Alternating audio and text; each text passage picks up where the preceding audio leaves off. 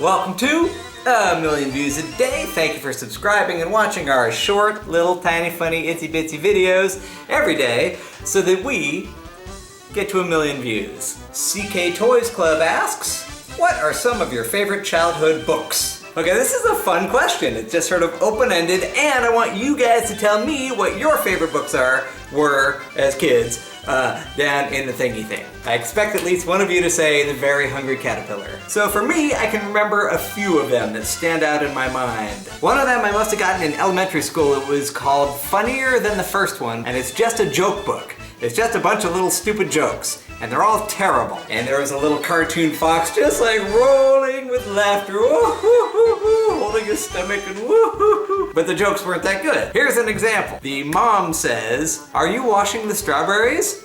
And the little girl says, "I'm doing a great job, I'm using lots of soap."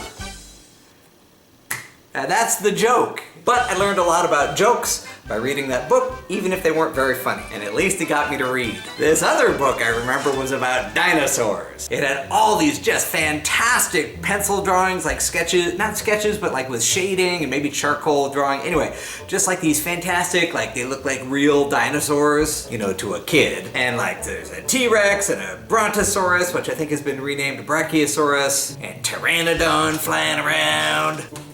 It didn't look anything like this.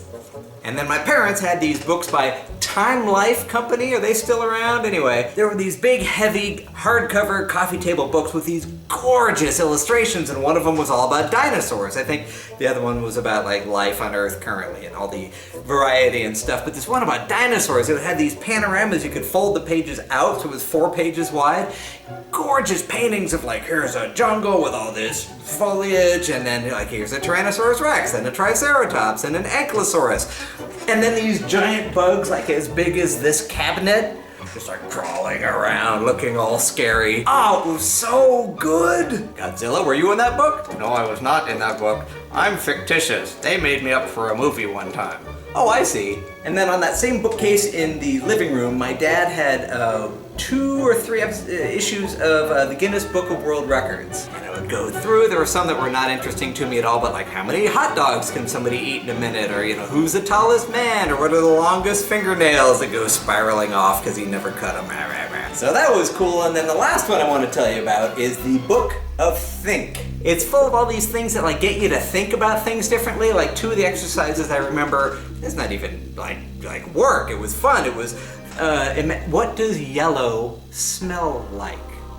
Like, oh wow, what does yellow smell like? That's so weird, And then you go off and think weird thoughts. Or another one is imagine the sound of shattering glass turning into the sound of a friend's laughter. Whoa, that's so trippy. And then you have to do that with your brain.